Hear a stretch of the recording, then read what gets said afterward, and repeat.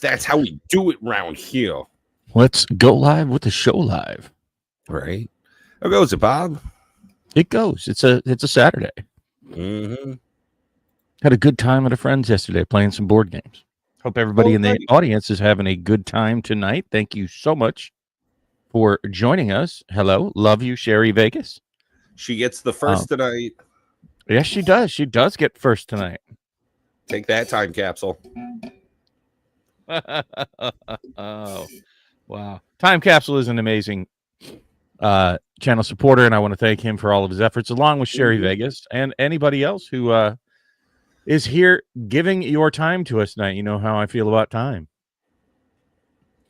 And if you don't know how I feel about time, it's the most precious thing you have. So thank you for giving some of the most precious thing you have to us tonight, folks. We will try to give you something in return. Mm-hmm. What have you got on the docket for us tonight, Mr. Patrick? Oh, man, we've got some pretty interesting topics for this evening's show. I'm just, where would you like to start, I guess? For me, I got to say, Magic's been getting incredibly expensive. We've had some kind of behind the scenes discussions about it recently, and some of our trepidations in continuing our box breaks game with how just darn much Wizards of the Coast, Amazon, and your local gaming stores are charging even for play booster boxes now. I mean, I got to say, I feel as though I was pretty darn lucky to get in on the Final Fantasy play booster boxes on that TCG player sale. Not only were they quite cheaper than they are now, but along with that, I got a little bit back in that store credit. So I just don't know if I would want to participate in it now, even barely a month, 2 months later. It is that much more expensive that it's honestly prohibitive, Bob. And going forward, now with the scalper bots getting better and better, or for me, worse and worse, it's harder to source product at a fair price.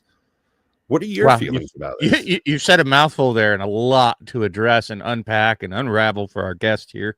So I guess part of what tripped this scale, so to speak, this week was listening to Rudy in his rant. And for those of you who haven't watched, please go watch Rudy. Even though we're a very, I guess you could say, ambivalent Rudy supporter. Like sometimes we love him, sometimes we hate him, but certainly he often has good news and is worthy of a watch. One of his, I think last week I was actually praising him, didn't I, for one of his videos about his truthfulness and dedication to the Allah card. He just liked having it. So if that's something in Magic, you love something, go after it. I've been looking at some cards myself. We'll chat about that possibly later. I think even more what I liked about that is he was essentially parroting the same message that we hey, Matt. That we often state, and I think all of us believe this, and each of us has stated our desired interactions, though it shifts on different scales of between collector, player, flipper, whatever. But I think all of us here on this channel are firm believers.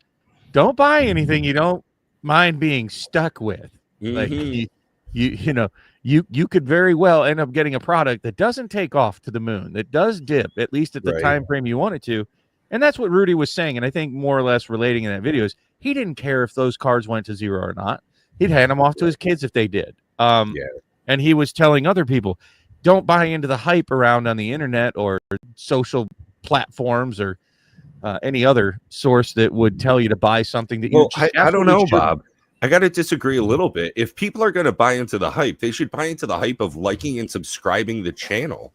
Sure. I mean, if they're really suffering from that fear of missing out, they could even become a channel subscriber and go that little bit further, become a channel member for 99 cents a month. You get all these extra benefits, including live gameplay like we're doing later tonight. Outside of that, I'm going to disagree with you. What? And say before they do any of that, if they're determined to buy a product that, well, maybe they shouldn't, use our TCG affiliate link. I did today.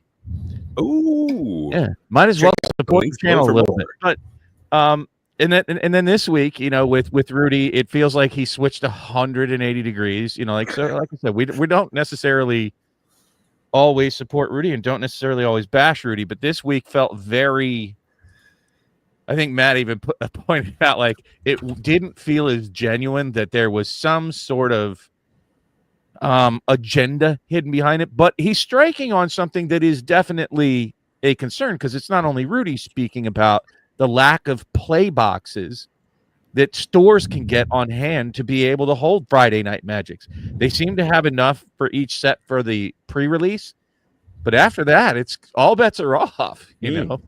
And it's funny you mentioned that. I was just listening to a podcast, the Kitchen Table MTG podcast there, and the host, Louis, he's a store owner, and he was just remarking as I was clicking that off to get on the show here, that he actually tries to sell out the majority of his product on pre-release weekend, betting solely on being able to restock product easily, accessibly, and quickly after that, which I think is the major hiccup we're seeing recently.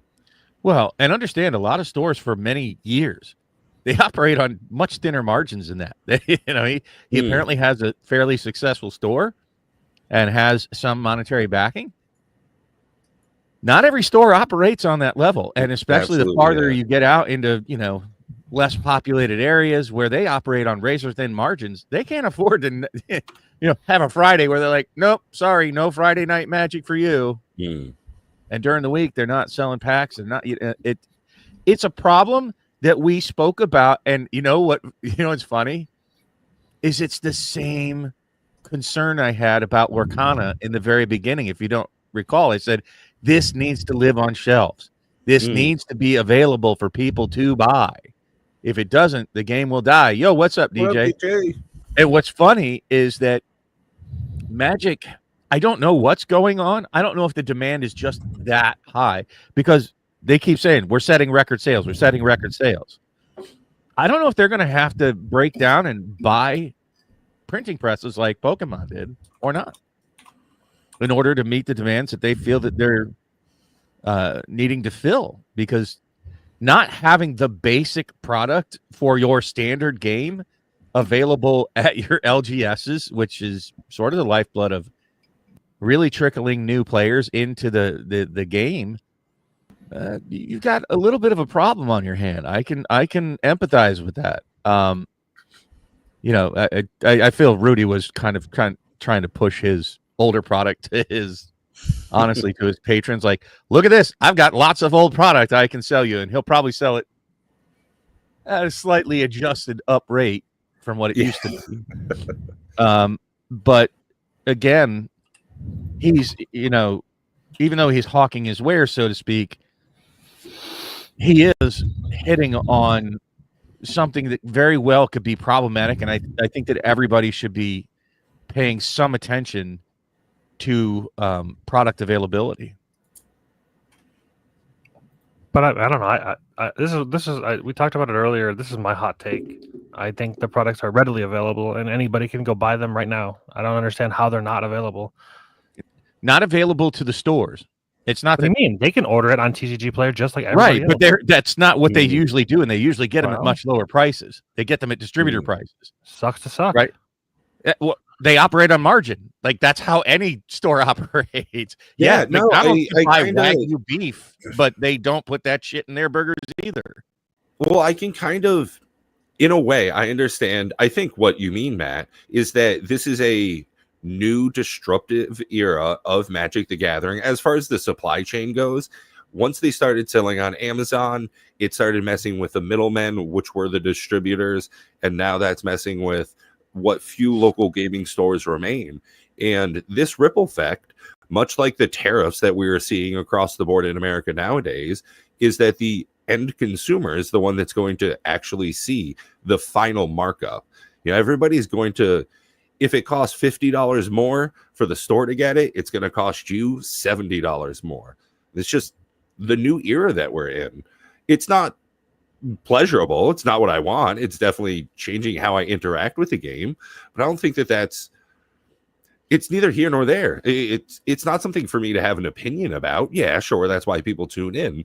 But news, the market is what the market is. My opinion doesn't unfortunately affect it all too terribly much, except for my participation in it. And I think that that's really where everything is just out of whack for me. If it's more and more expensive now than it ever has been to buy, play, open Magic the Gathering, how is Wizards setting such incredibly high numbers? And how can they continue to do it? This seems like it's a razor's edge for the company itself, along with all the stores that have their livelihoods depending on it. Well, what I'm saying is that, do they have the product? If they don't have the product, then they don't have the product and they can't sell it. That makes sense, right? That would be a problem. If they can get the product, even if at a higher price, which would require them to sell it at a higher price, they would still have the product. The product is available. They're just not willing to pay the extra money if they don't have it. That's not WotC's fault. I think that there's a possibility they're not printing too much of it, but then people bitch about it. I disagree. I think people bitch no matter what happens. WotC can't win. If they print too much of it, they bitch that it was overprinted. If they print too little of it, they bitch that it's underprinted. It's like, what? They can't win. There's no way to judge the supply and demand. It just it's so spiky. They can't do it. It's impossible. It's just not. It can't happen. You actually, that's not true. There are plenty of retail items that they do control how their product flows into the public, whether it's a Rolex watch, a Corvette, a whole load of different things. And I know those are much more expensive, so I'm using those as the extreme end of the bell curve for the example here. But there are many things that have to flow through specific channels so that they can regulate their product to ensure that there is a consistent supply, whether it be Apple selling their iPhone so that they don't get one botter out there on release day that buys up every available Apple phone and sells it as $1,000 markup. They don't want that disruption in their markets. And many markets actually do that. The problem is WotC's allowed botters to get into it. They haven't managed their distribution chains properly. And now they're seeing the effects of this. And honestly, it's part of the Pokemon problem. And it's sort of unique to a degree to the collectible card market. What I am saying is they need to be more cognizant, and they need to be, how do I put this? They need to be more thoughtful about their distribution chains. They need to be more aware. Like, nobody's having a pleasant experience anymore on the secret lair drops. It's nothing but a bitch fest. Oh yeah, to the point where it's just you're giving your customers a very poor customer experience. Yeah. And clearly nobody saw the products for Spider-Man the second that they released, even on Amazon, which is a bizarrely enough, and I think it's part of the problem, chosen partner to distribute their product. I think that's a huge mistake, and I think that chews up a huge supply that could go to the distributors at distributor pricing or to the stores at distributor pricing. I have been a proponent of even removing distributors, and that stores have a direct line to WotC. In today's day and age, you don't need the old model that's 30 years old of distribution. Yeah, I think distribution or distributors in general, I think they're crooked as fuck. You just don't need it anymore. I mean, you've got on-demand delivery. You've got, especially if you're going to choose Amazon, fine. Have Amazon be the middleman at this point then. They have a massive distribution network to drive the trucks to the stores to drop off the products. Anyways, there's just so much software that they could have in place, AI, you name it, that could help evolve the model that the stores have with the relationship to WotC. To not have the product is a distinct problem. And you saying for a store to go out and buy things at retail, if you've ever worked at a store where you've had to go do that, they have a petty cash for that kind of thing, but that is not the distribution model that they can survive on. Well, it's certainly not. They couldn't survive on that model. If my local gaming store, Brad the Goblin, if he decides, okay, I'm going to buy the Edge of Eternities on Amazon, I'm going to get it for, making up a number, $129.99. Okay, why would I buy it from him for whatever markup he sees fit when I could just buy it for $129.99? Because it happens all the time. People buy stuff for more expensive because it's right in front of them. They'd rather just buy it right in person. It happens all. I've watched people pay stuff, overpriced stuff all the time. Yeah, the whole again, you're kind of thinking of it in terms of like box prices. but they have to even break it down to like pack prices and individual packs, and they're not buying individual packs. Yeah, they make even more money when they break it down into packs. The one LGS near me back when I was growing up, they were charging $5.50 for a pack every single day. Those boxes would sell, no problem.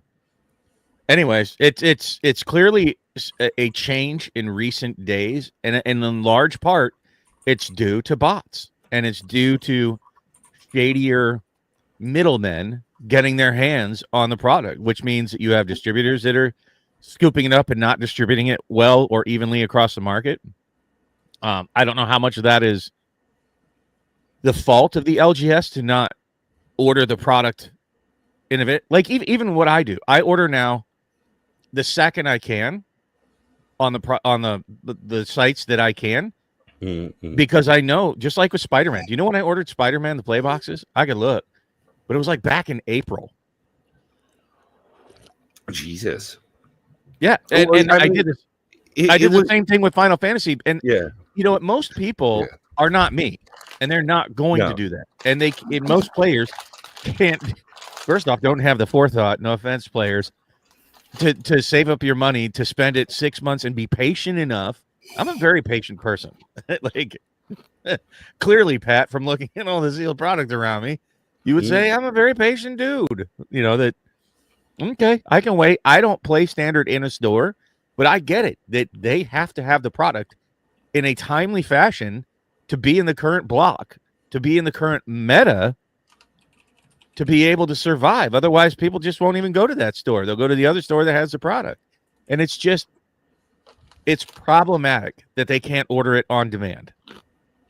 Yeah, absolutely. I don't see any feasible reason why stores in a certain network can't get a reasonably secure pipeline, just no longer having to use the same distribution network as previously established. And again, we're not the guys making the decisions. We are just, unfortunately, the people have to deal with the shoddy network that is still in place. We don't know anything. Yeah, right? I don't know shit, Bob. Speaking of which, I thought we were going to play, apparently not, on tonight's show live with the Commander Raids. So I guess that's not going to happen, or are we planning to do that shortly here? No, we're going to play it during the after show. It just won't be members only. I thought that was the idea. Oh. So that we can actually share it with people. So, my fault. So, folks, if you want to watch us this week after last week, I misunderstood that. That's my fault. You'll have to stick around for extra time with us tonight if you want to catch the Commander Raids game. My deck is trash. I'm so excited to play. Mine is slow as hell. My goal is to mulligan until I have a Soul Ring or a Arcane Signet in my hand and cast my commander and hope I can swing. And if I don't, then my deck does nothing. Yeah, no, I think mine will do just fine. I play tested it a little bit. Seems like it's solid. Luckily, I got 5-color commander action going on, so I got to play a lot of, generic good stuff action. That's not a problem with the format. We were talking about that a little bit behind the scenes earlier. Honestly, it's just that this set, Edge of Eternities, in the base set, was not a banger for Commander. Like, the Commander decks had some wonderful cards for Commander in them, but the base set itself, not so much, really. It was a little rough. Yeah, I could have played 5-color good stuff, but I could not. I had a trash box. My box was bad. But at least I got the commander I wanted. Anyways, we'll get to that. If you want to see more and see just how poorly our decks perform tonight, and if we have to stay in the easy mode, you're going to have to hang on till at least 8 o'clock for when we begin. Outside of that, this week really was not a lot going on in the world of Magic. I looked for stuff, and let me know if you guys feel that there was more going on than I do. I mean, one of the big things is the controversy that so I guess we can get into this now. The Spider-Man controversy, right? That there's apparently something wrong with the contract, that there's a reason that they skipped basically right over the hype cycle of Spider-Man and straight into Avatar: The Last Airbender. Almost that they're pseudo trying to sabotage Spider-Man so they don't have much of it printed. Rumors that even the play boxes are one and done in this cycle. Yes, we did. Personally, finally, my Sonic came in 4 weeks later after Sherry's came in. And they came in damaged. And that was Jesus. That's not what you want. Well, but the cards weren't damaged. It was if I wanted to hold on to them and sell them, the secret lair envelope that they come in, the corners on all four of them were like mangled in on one corner. And I was like, well, that's not shit. You know, awesome. Now that you say that, I've only ever ordered one secret lair. It was all of the Marvel shit, right? You know, luckily, thanks again, Matt, for the back door on that one. But I still have not opened the box that they're in. It's just they all came in one box. So I said, well, I'm not going to open a single one of these. It was just, for resale value. So honestly, I don't know the condition that they're in. Now that you say that, Bob, I actually broke down a sealed case of mine because of the box was too fucking big, and I didn't want it. Like storing it was not possible. Every other case could be stored, but it was because it was the flats, the 3x2. Oh. That had to be Jumpstart. Yeah, it was the Jumpstart. And I'm like, I just don't care. I wanted to keep it as a sealed case, but at the same time, I'm just like, I can't store this anywhere. It literally doesn't fit. Doesn't fit in any of my solutions that I want. I could just leave it blank on the shelf, I guess, but I want to put it in my community controlled containers. Well, with the secret lair, it was actually UPS that had to do like the Jim Carrey drop kick, throw it down the hallway, sit on it, smash it in the door a few times, delivery that damaged the corner of the envelopes. But so basically, we've opened two of them so far. I mean, just to have the cards because I don't want to put it on there. And they said, fight with somebody about, the packaging was damaged, even though it's like glued in the dead center and only the corner of the envelope is damaged. But I was like, well, that's not going to resell well if it ever does. So might as well open them, see if we get those. What is it we're looking for? Lotus petals, right? That's the big thing there. Yo, time capsule. So what up, time capsule? The thing with the Spider-Man, though, might even affect us because I'll be quite honest. I have 3 play boxes on order. I am 99% sure I'm going to get through Game Nerds.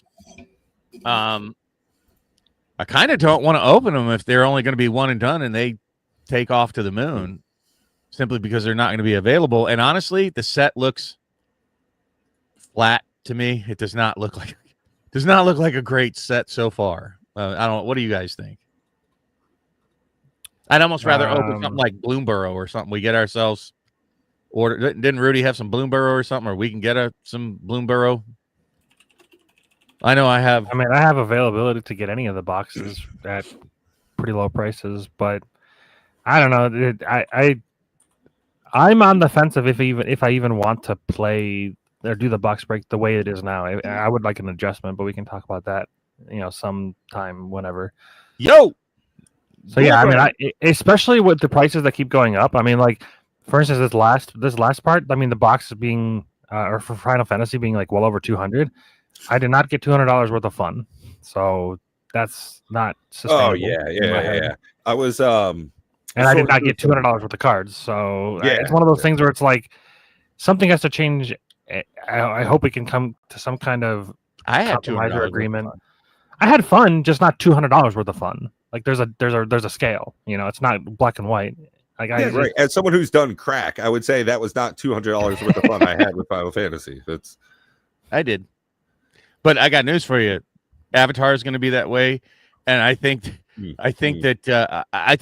Avatar will be in that same ballpark with Final Fantasy, maybe even a little more juiced from what I'm seeing with the cards. But Spider-Man, I think that's going to be a feel bad. Yeah. The lackluster Spider-Man, your neighborhood meh. It's but simply because of scarcity, if they really don't, if Rudy is correct, and they're essentially sold out at distribution $10 on Amazon already. The fuck, on pre-release for what? Spider-Man. Oh, yeah. I'm just saying. I don't know. We'll have to think about that. Like, do we bother doing that? I'd have fun. Like, just reach back and I don't know. Honestly, for $150, I'd much rather us crack a box of Commander Legends each. Well, and I've got some sealed. I know all three of us do. So if you want, we can just do, pick a box, be decent about it. Strixhaven, Zendikar Rising, shit like that. Your regular draft booster box, play booster box. Be up for doing Bloomborough. But honestly, I do not want to spend $200 on a single Spider-Man play booster box. As much as I love doing this game, that price model does not work for me anymore. I mean, thank God Matt hooked me up with a box of Edge of Eternities for $120. But even then, like the Final Fantasy stuff, I bought 5 of them knowing that this spike was going to happen. So that was fine. That was its own thing. But that's because of my mentality of like the Timmy flipper investor, and just to rock open a box for $200, maybe get $75 worth of shit back. Can you highlight Dual Brains statement there? And I love you, Ed, and I desperately want to come out and pay a visit to all you folks on the Northeast Coast there and give you a big hug pizza. And maybe a wet kiss. But I disagree with this. I was actually pretty hyped amongst the three of us about Spider-Man until they started spoiling things. You say they haven't revealed much. They've revealed enough to, in general, they have been revealing their strongest hand first. That has not reversed. That trend hasn't changed, where they're revealing the good stuff right up front to generate more hype and buzz. Yeah. Edge of Eternities, they had some bangers at the end. Chinookle's one of the last one cards that was saved was Ancient Tomb, and being that it's a special guest and so few people actually pull it unless you buy a collector box, there's not much hype in the set itself. And the prices on the cards, if you go look at the singles, bear that out. Yeah, right. It's reflective. Tezzeret was revealed. Tezzeret's one of the strongest cards and was revealed right away. So I disagree. And the reprint set really doesn't mean much. I mean, unless you get super lucky like Pat did and did actually pull the Sliver Overlord. But even then, I mean, that's an average of maybe one per play box. So even then, yeah, lucky to get a $50 Matt didn't get one. I don't think Matt got a special guest. I don't know if Nate did because he opened his in secret. He didn't even tell me if his box was good. I have no idea. Mine was bad. Like if you go back and watch the video from last week, Pat, is that when I opened it? Yeah, I kind of want to forget about it. It was not good. And honestly, there's just nothing. Show me a card in Spider-Man that you're excited for that's new. Not a reprint, a new Spider-Man card. And looking at it from the lens of Commander, especially in Command, like when you're in just sealed versus itself, it's all kind of relative. It doesn't matter much, right? But in a wider scope, it's just it looks like a slow, like just kind of janky set that even kind of falls off on the flavor. Yeah, Aunt May's not hot, and I think that's a big miss. That's so weird that's the thing that you pull out. Well, no, I'm looking at the spoilers, and like that's right next to the one card I find kind of interesting. The Soul Stone. It's one in a black, legendary, indestructible. Okay. Yes, that is like the hype. Right. The Soul Stone's pretty damn good. I'm not even interested in. And what if you don't like playing in black? That's what I'm saying about. That's what I'm saying, man. I'm not even interested in this card. I want the other 4 fucking cards that they haven't talked about yet. And like, one of the things, and they may not be in the set, Pat. They're definitely not in the set. They said it's gonna be 1%. That's what I mean. It's like this has got very little for me. The most exciting thing about this set isn't in it. It's what it's leading to. And I swear to God, if they do it like some of their mana bases where they just make 1 or 2 and then stop the cycle, I'm going to continue to flip right the fuck out. That would be annoying if it was just one, and then like 6 months later, another one, and then like a year Like, later. Marvel's not big anymore, so we might as well just stop this. The IP costs us a lot at all. Of course, we haven't seen everything yet, Dual Brain. It does probably cost them a lot of money. It could change my mind, but thus far to this point and being less than 40 days away to release. Yeah, it's 6 weeks. September, last week of from September. A play perspective, because that's at this point, if I'm opening it, I could give a crap less about special treatments and guest cards and all that shit. Because in a play box, the thought that you're gonna get subset stuff or anything of any kind of value, keep pushing. That's not real. You get the basic playing stuff, and at $200+ a box, I don't see the justification for opening a play box. It is hard. I'm going to tell you right now, if the cards don't take a drastic U-turn and you're going to hit a bunch of them in a play box, that's going to be feel bads for basically anybody who opens one. Yeah, I'm looking at list of spoilers now. I'm sorry, Dual Brain. I know where your new job is, but I just don't smoke copium or hopium. I smoke Relium. I look at what is, not what might be. Yeah, the playbox prices are rough. Yeah, I can't justify that for myself. If they're 100, they're not bad. But if they're anything more than like 120, it's like, still, it's still bad, but it's not as bad as the 200+. Even if it's Final Fantasy, and you know how much I loved Final Fantasy. I think I know I wouldn't buy.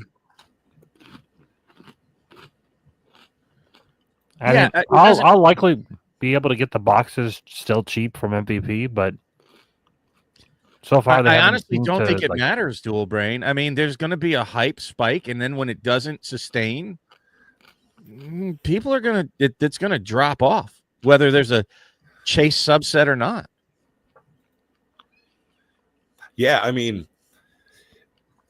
realistically, I would love to continue along as we have been. I just can't continue indulging in that much loss, set after set as we're going forward for increased box prices and deflated pulls.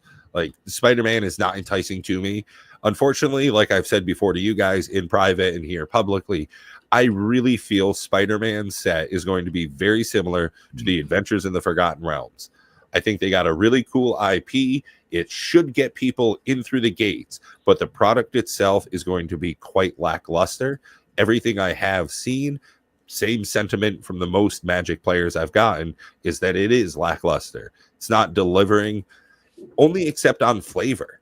There is no power behind it. There's no juice. Nothing's making me get excited for it. Again, the best thing to me in this set is something that they're talking about for 4 or 5 more sets down the road. It's whatever to me. Rather open Zendikar Rising. Fuck it, let's get Ikoria. There you go. Trial Hunt, baby. The comic book skin things, I'm not dropping $1,000 on a Spider-Man box just to get a specific art. Well, so we were talking earlier about secret layers. There's an upcoming secret lair. I want to say it's in like 2 days. I think it's on the 18th for the Festival in a Box. You get a mystery booster box and a handful of secret lair-esque cards, reskinnings. And I think one of them looks really cool. The Sliver Legion, really awesome looking card. I'd like to get that. I know that I will not have any access to the secret lair itself. It's going to get botted to all high hell, just as it always has been. And I don't want to pay to get the mystery booster box just to have that set around or open it up. So I'm just going to buy the single. And that's exactly what I did today. I would be utterly shocked if you guys could even. I bought a card. I've even mentioned what card I wanted to get. Mathwood Nexus, we know it, Bob. Now, actually, I wouldn't mind seeing a really cool reprint of that. Just because I love the card. I have probably 4 copies of it, but I even have a borderless one. But I wouldn't mind that one getting reprinted. And honestly, I think that card goes so well. A couple of bucks anyway. Everything. But no, so I had shown it was even the background recently in the last 3 weeks that I had, maybe 4 weeks, on TCG today, because I didn't want to buy the whole product. So I just went out and targeted singles. I bought 2 of them. I don't know. Does that come through on the TCG link? The affiliate link? Like what was purchased? No, not what was purchased. Just, okay. I won't drag it out anymore. I bought the Sonic the Hedgehog Soul Ring. Like the ring. Foil, Yeah.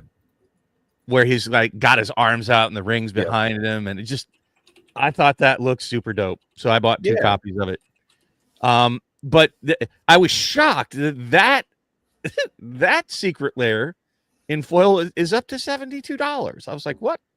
And there ain't jack in the rest of it. It's accessibility. But even a soul ring, if you really just wanted a soul ring, I guarantee you get one for $1. I'll guarantee you the cheapest one somewhere on TCG is $1.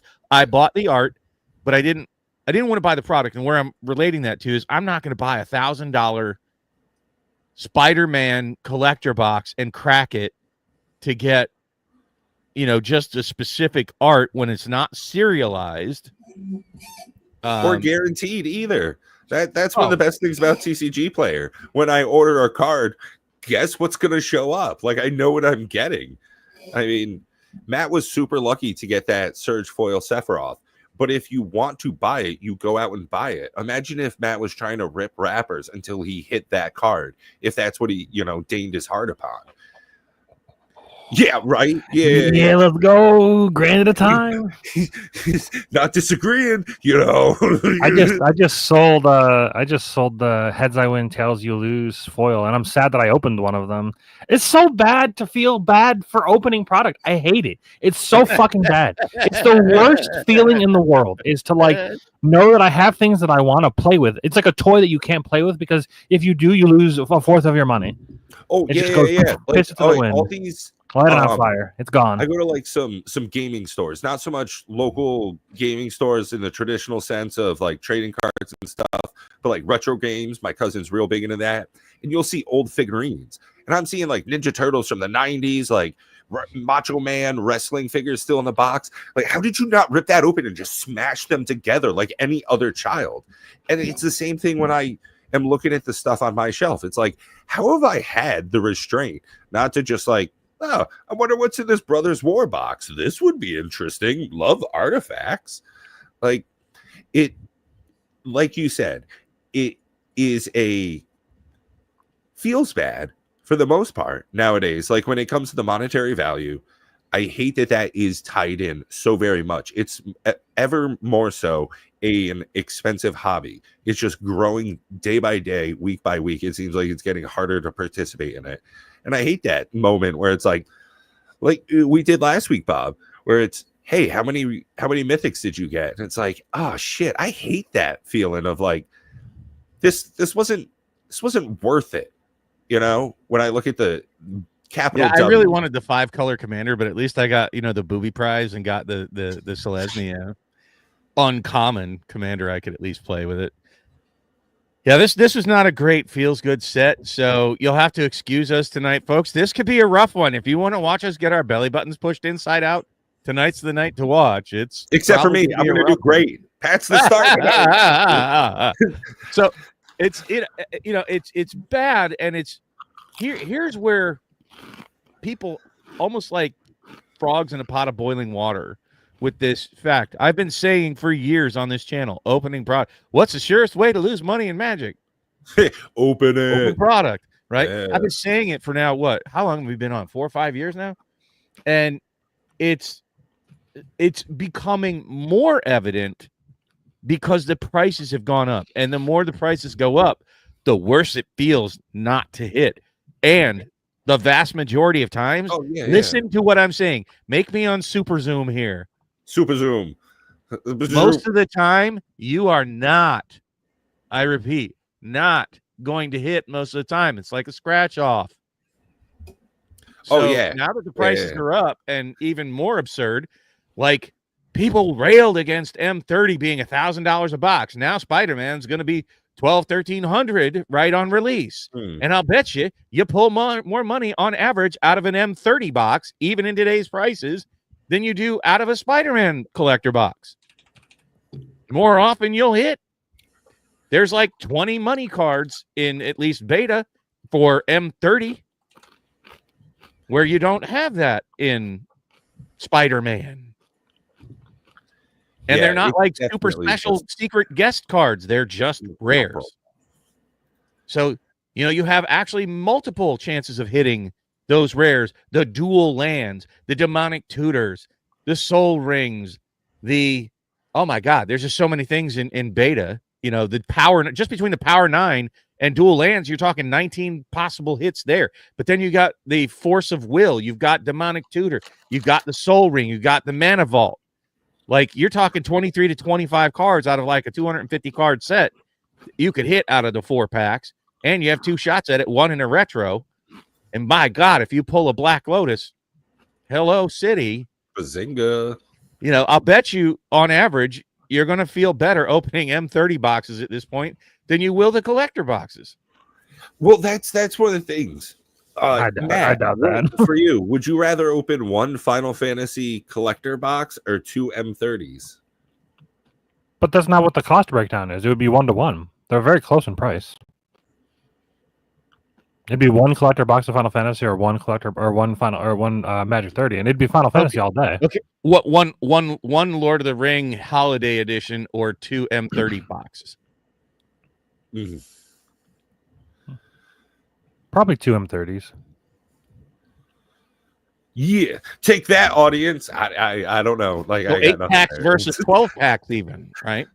Yeah, and that's what I'm saying. It's like if it was one M30 versus 1 collector box of Lord of the Rings, then maybe I would go more towards Lord of the Rings. But at least you're getting 8 packs, which is close to 12. I even think 12 is too low for that price. Obviously, it's insane. There's a reason why I sold them. I sold the Fallout ones too. But and that's probably a fair comparison. But here's the thing, right? The likelihood, which one do you think on average is going to hit more often? A 4-pack M30 box or a 12-pack? I don't care. Pick any of the high dollar collector boxes. I'm gonna bet the M30s hit more often. I can tell you that in 6 months, only 12 have sold of the M30s. But that's what I'm saying. Only because it has a bad stain on it. And I don't know. I don't know if I agree with that. You don't agree with what? I don't agree that it has a bad stain. I think that, it might, but I think the masses don't think that. I don't know. I actually would have to. The masses don't think that because they're sheep and listen to what people tell them online and don't think. My opinion on it? Nope. Like, again, Magic player cycle is approximately 2 to 3 years.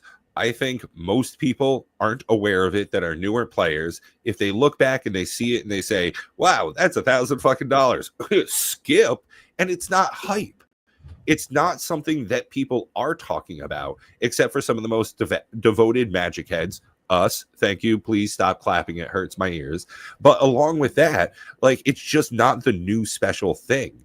So I'm fine with that. It's going to be the couple of devoted collectors. Actually, I don't want it to be the new hype thing. I still think it was a massive failure as a product. M30. I've said it before. I thought it was a product. I'll say it again. I thought it was a product that should never have existed.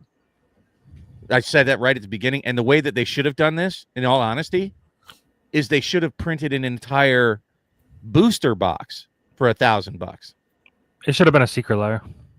No, I think it should have been a booster box. Both of those are honestly going to be right. Yeah, $1,000 for a booster box would be a lot easier to swallow if it was 36 packs and you actually could open it like the old days. Yeah, you draft it. Honestly, I think the long term that's my big expectation. 3-4 years from now, something like that. Maybe 5-year time frame maximum. 2030 we'll get it.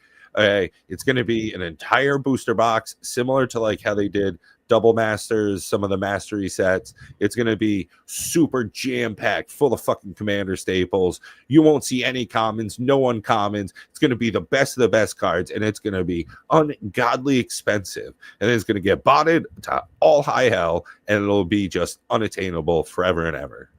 Except for like some idiots like Joey's going to cut packs in half.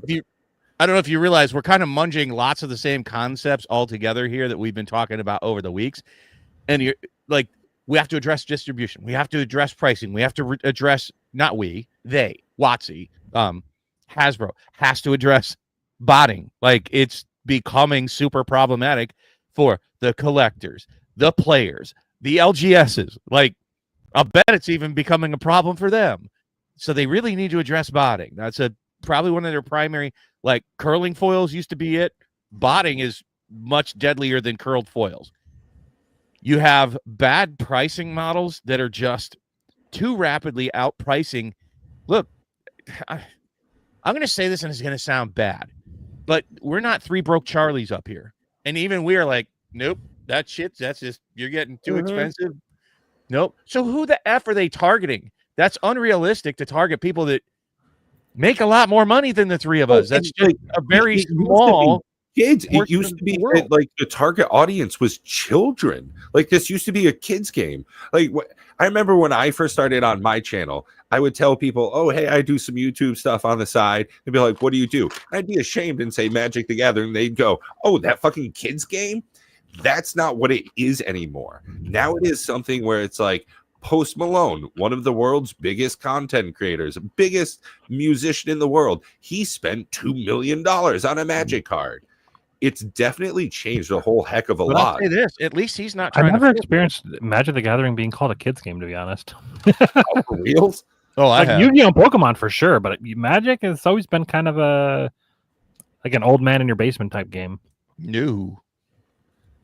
No, I've literally never been called a child for playing Magic the Gathering. No, I think people playing Pokemon right now as a grown man is a little sketchy. It certainly was marketed, and when I started, it was almost everybody was exclusively under the age of 25. Now, it was never small children. Like, first off, even back in the 90s, yeah, $3 a pack, relatively speaking, was equivalent to like $8 or $9 today. And yeah, it was never a cheap hobby. That's never been true. But now that the pricing is outpacing, like, pay hasn't gone up that much to hit what, like, I don't know who they think they're going to sell to at these prices.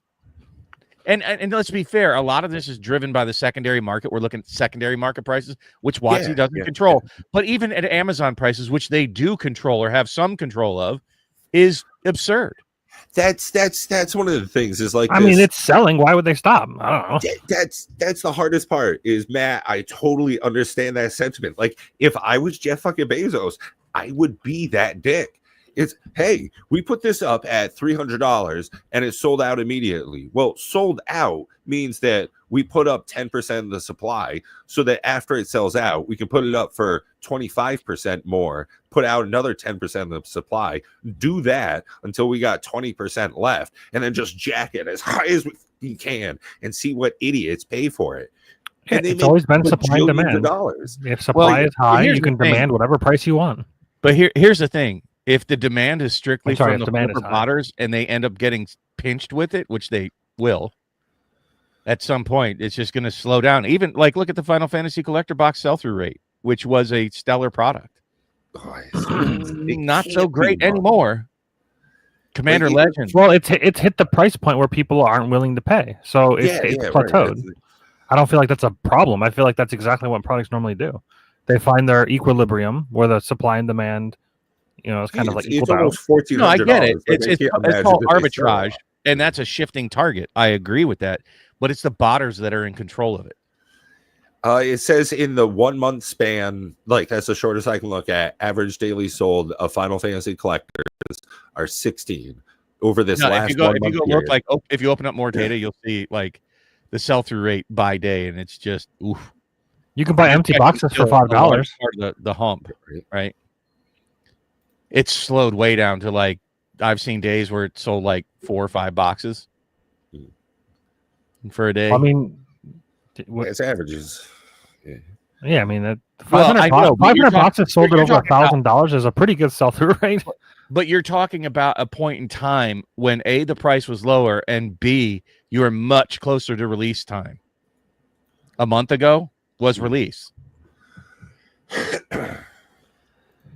Yeah, I'll be curious to see how long whatever this bubble that we're in. I'll be curious to see how long this list lasts for Magic. It's definitely at a point 100% where like, it's a bubble. I don't know how long it's sustainable for. It's not. And we'll see. What a lot of people also are not paying attention to is the cycle that we're also in with crypto and the cycle that we're in with the market. And as soon as that, Rudy's talked about it, that cycle, as soon as some shaky leg of this stool collapses, the whole thing starts to domino down. Now, to what extent, who knows? Because people, once they have already purchased a product so that they could resell it, they don't want to go below, they don't want to suck up a loss. Yeah, oh yeah, people hate selling at losses, but they'll hang on to a product. People don't realize, like, okay, you buy a box for $200 and it goes down to $150, and then it goes down to $145, and then it goes down to $140. You realize this is going to be an ongoing trend. Do you sell it and lose $60 or not sell it and actually have lost $200 on buying something that just fucking sits there? Like, most people, believe it or not, they'd rather sit there because it doesn't fall at that precipitous of a rate, and they feel like, oh, any day it's going to turn, and it goes back up for a little bit, and they're like, oh, if it just gets back up this high, and then it drops a little more. And that's, that's sort of a fallacy. And we're in a high cycle. Like, and I'll say, Matt, Monarch, if it did that. Wink. Matt, Monarch, Matt, I don't blame you for selling and, locking in the gains when you're in a gain cycle. Did you hit it at the top? No, Pat, you sure didn't on Fallout. But you still gained. Yeah. That's far better than if it had headed in the other direction. Yeah. And honestly, the thing is, like, I still think that $400 for a collector box should have been where it stopped. That felt like it was a bubble. And now to see $1,400 for a collector box, I don't agree with Fallout or Final Fantasy. I think or Lord of the Rings, the specialty products like that for collector boxes, I feel like it was. I don't want to like. Oh, how do I say this? No, don't worry about being rude to me.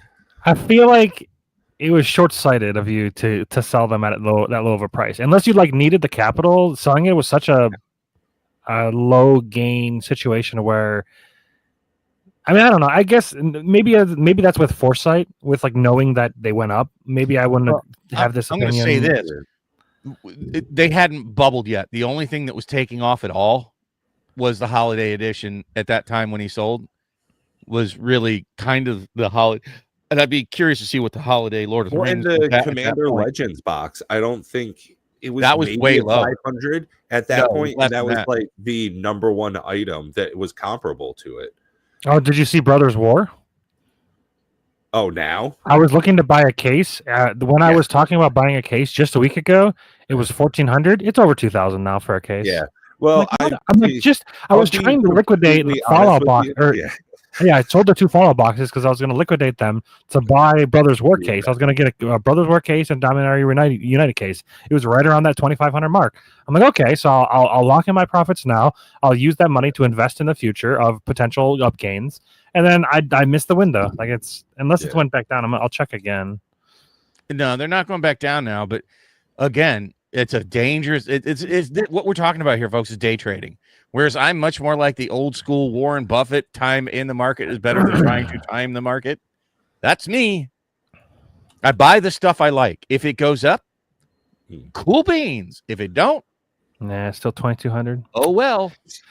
1,400 to 2,200, just like literally overnight. It's so annoying. And quite literally being an old man yelling at clouds. I'm just kind of hoping that I get together with folks and what I have on my shelves. Like, I'll be honest. I think when I go out to the New England area to visit, Paws and Pat and Dual Brain and MTG Attitude and all those folks out that way. I'm already thinking just kind of like, some, pinkies out bitches. What bottles of wine am I taking to visit my friends?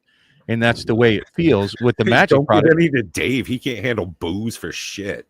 Okay, but you get what I'm saying. What boxes am I bringing that would bring the most fun if I come out that way and sit down and play? And I don't have to worry about paying whatever from price memory that, Commander Legends for the longest time, you could get boxes for what, like $94, even on TCG Player, somewhere around there. Yeah, I remember when I was a Rudy patron, I got a case for $600.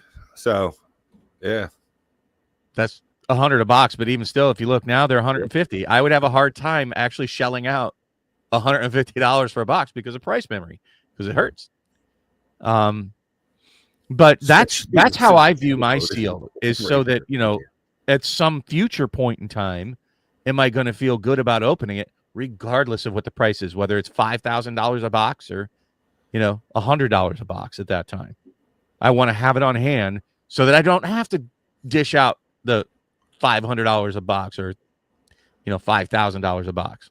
Well, there are a lot of people that are unable to dish out.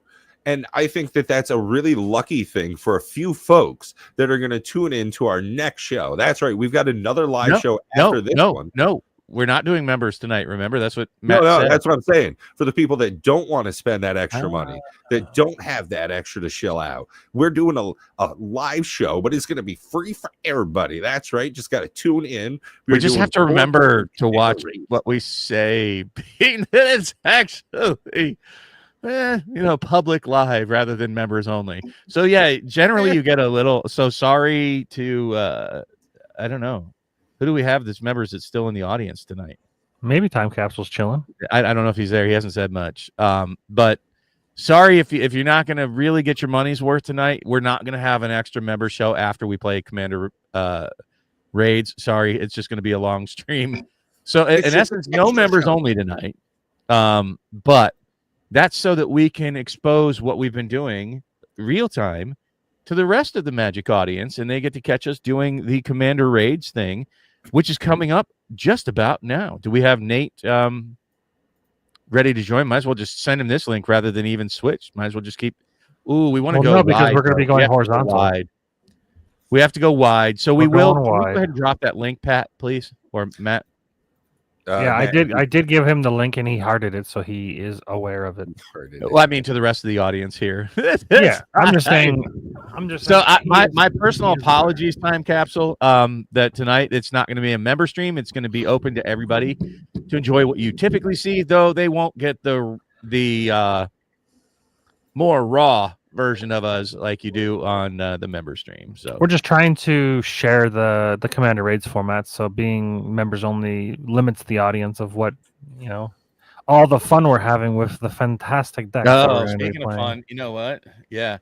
All right. So any closing thoughts? I mean, we knew there was going to be a dearth of Magic content, and probably will be. I'm going to guess now for weeks to come, if they truly are sort of sidelining the hype cycle for Spider-Man. Is dearth a lot? I don't know that word. Dearth. Well, and you don't have to be Time Capsule. Appreciate you just being here, buddy. I just appreciate you. We'll talk more outside of this.